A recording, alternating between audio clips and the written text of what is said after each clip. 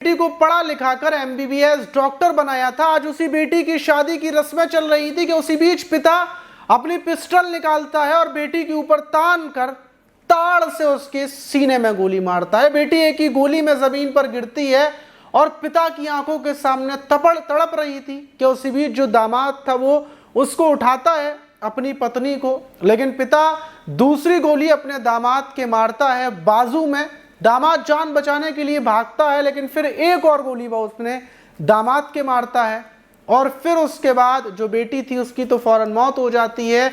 शादी समारोह में जितने भी लोग थे वो पिता के ऊपर टूट पड़ते हैं। पिता हॉस्पिटल में जिंदगी और मौत के बीच जूझ रहा है, दूसरी तरफ जो दामाद है वो भी जिंदगी और मौत के बीच जूझ रहा है। लेकिन सवाल ये कि पिता ने जिस बेटी को पाल पोस कर बड़ा किया, जिसकी पढ़ाई लिखाई में लाखों रुपए खर्च किए, जिसको एमबीबीएस डॉक्टर बनाया और डॉक्टर बनने के बाद उसी बेटी की शादी में उस पिता ने बेटी की क्यों हत्या कर दी। पूरी घटना को जब हम आपको बताएंगे तो आप भी हैरान हो जाएंगे। तो चलते हैं और शुरू से इस घटना को जानते हैं विस्तार से। दोस्तों, मेरा नाम माज है। उम्मीद है कि आप सब अच्छे होंगे, सुरक्षित होंगे। और जो आज की घटना है वो महाराष्ट्र के जलगांव जिले की है और वहीं का एक चोपड़ा पुलिस स्टेशन है।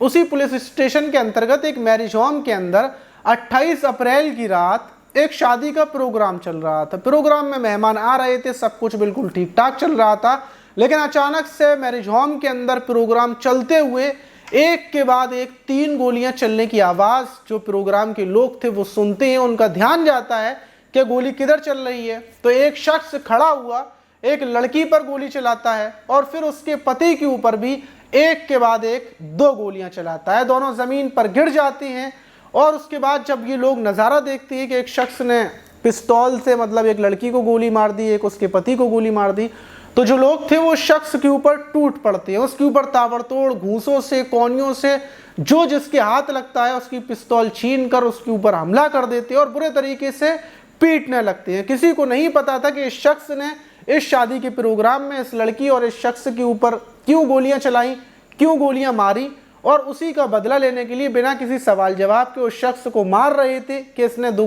3 राउंड गोली चला दी बेकसूर के ऊपर।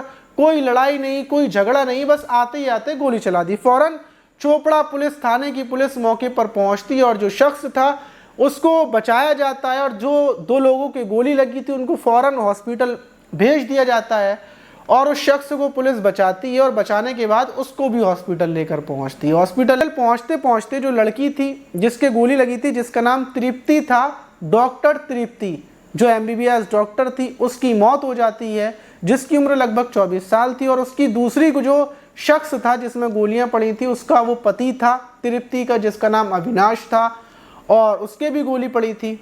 अब जब पुलिस छानबीन करती है, पूरे मामले का खुलासा करती है जिसने गोली मारी थी, तो पता चलता है कि गोली मारने वाला जिसका नाम किरण मांगले है, जिसकी उम्र 50 साल है, और उसने गोली अपनी बेटी तृप्ति के ऊपर चलाई थी और अपने दामाद के ऊपर चलाई थी।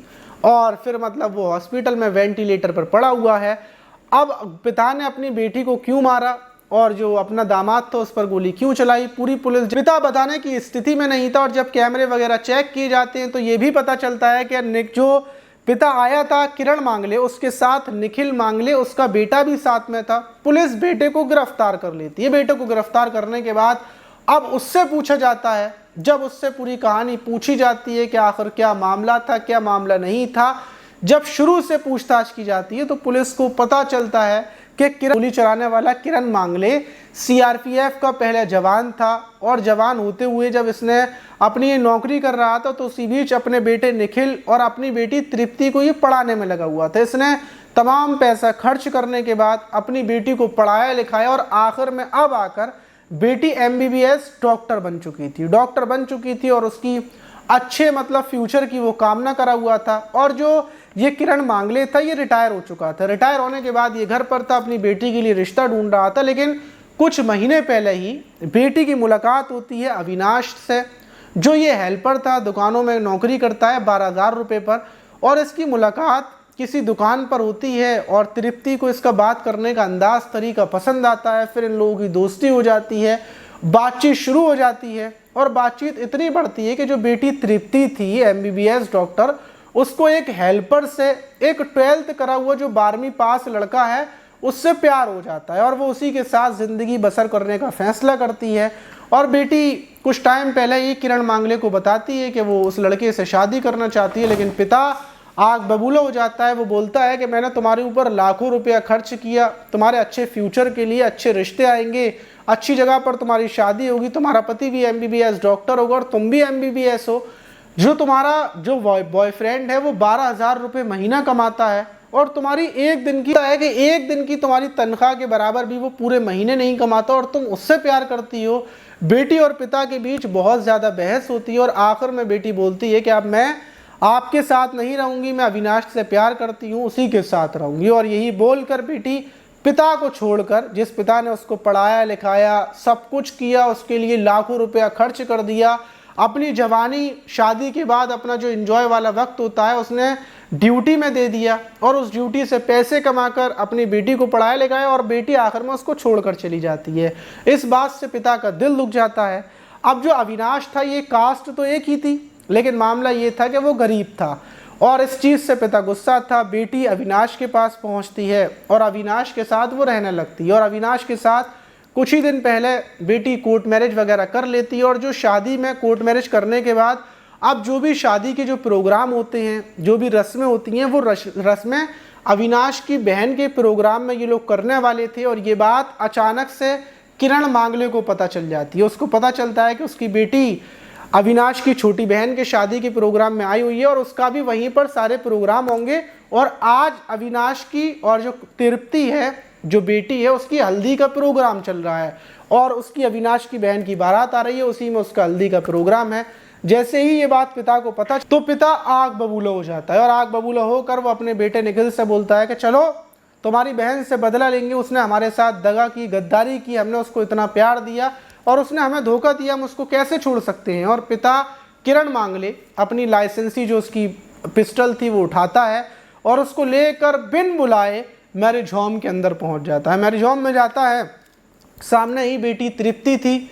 बेटी को लगता है कि शायद उसके पिता को उसकी याद आई होगी या फिर पिता उसको आशीर्वाद देने के लिए आया होगा या फिर उसके पिता ने उसके गुनाहों को, उसकी मतलब जो भी गलतियां हैं उसको माफ़ कर दिया होगा, गिले शिकवे को। शायद बेटी ये सोच रही थी और बेटी अपने पिता की तरफ बढ़ती है अपने पिता से बात करने के लिए, लेकिन उसी बीच पिता अपनी रिवॉल्वर निकालता है और बेटी के सीने में गोली मार देता है। बेटी जैसे ही नीचे गिरती है, गोली की आवाज़ सुनता है अविनाश और अविनाश के देखते ही ये चीख छूट जाती है। अविनाश भागता हुआ आता है और जो पिता था वो ताड़ से दूसरी गोली अविनाश के मारता है। अविनाश के बाजू में गोली लगती है और फिर अविनाश को अंदाज़ा होता है कि ये तो मुझे मार देगा।